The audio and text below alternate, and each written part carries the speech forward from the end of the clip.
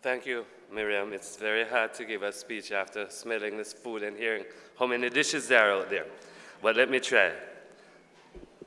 Your Excellency, Dr. Joseph Dice, President of the General Assembly, His Excellency, Mr. Antonio Mba, Ambassador and Permanent Representative of Equatorial Guinea to the United Nations and representative of the Chairman of the African Union, His Excellency Ambassador Tete Antonio, Ambassador and Permanent Observer of the African Union to the United Nations,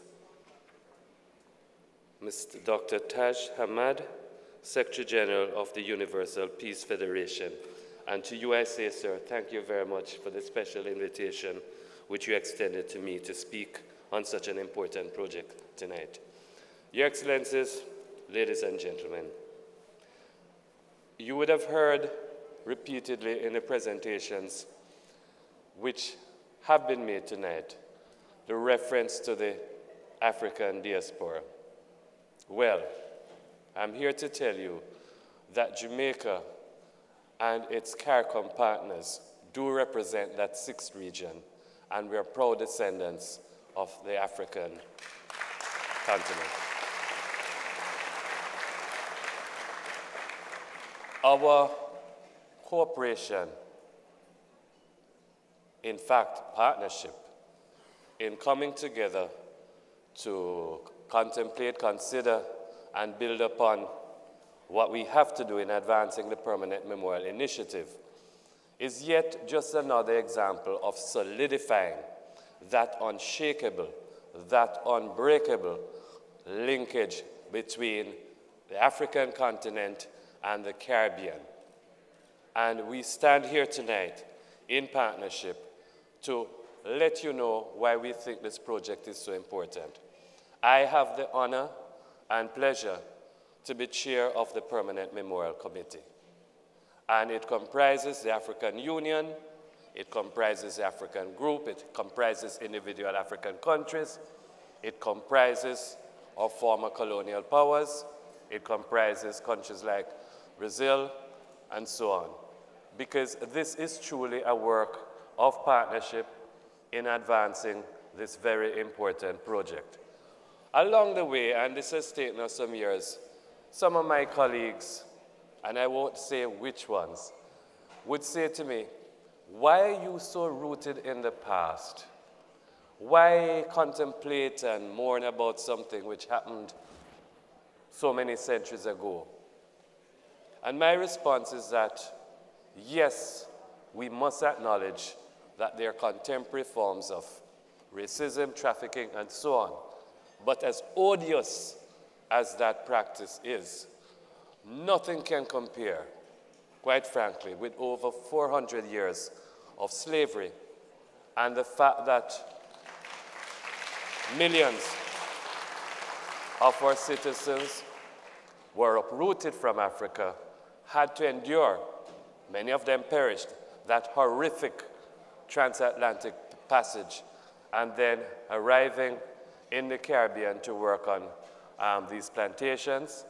And let us acknowledge that those consequences still linger with us today.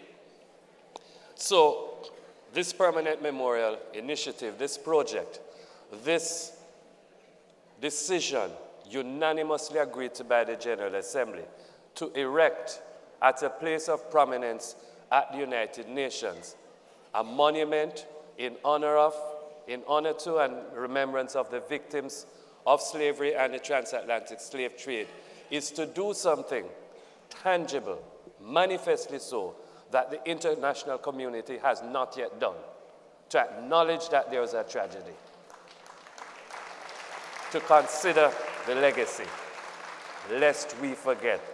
It is fitting, it is ripe, it is timely that this monument should be erected in the shortest time possible. Now, there's some practical considerations. We have a good advisory board chaired by Mr. Howard Dodson and other distinguished members of the advisory board, and we're working together with many member states to advance the project. Thanks to each and every one of you as member states, we have managed to raise close to $1 million in voluntary contributions toward the project. And this is no mean achievement. And to those of you who have contributed, I thank you. To those of you who have contributed more than once, I praise you. To those of you who have not yet contributed, I urge you, I implore you, please leave something for this lasting legacy which will work as a guide, as a symbol for what happened in the past and what must never ever again repeat itself. I wanted to let you know that we're working. We now have a fundraiser, Mr. Dove, who is a very experienced fundraiser, who will be working with us because, to be quite honest with you, we have gotten little, if any, corporate sponsorship. And I urge all of you ambassadors who have these connections with the private sector, with the corporate entities, to please ask them, implore them that they also have a role to play. Truth be told, that a lot of what they accomplished in the past and the profits that they continue to enjoy, truth be told, were built on the back of slavery. Now, we're not here to condemn or anything. What we're saying is that we think that corporate entities have a role to play because everything we do at the UN most days is public sector, private sector, coming together in advancing the interests of humanity. So I urge all of you who have such contacts to help us to get some corporate sponsorship. We've raised on our own behalf almost $1 million.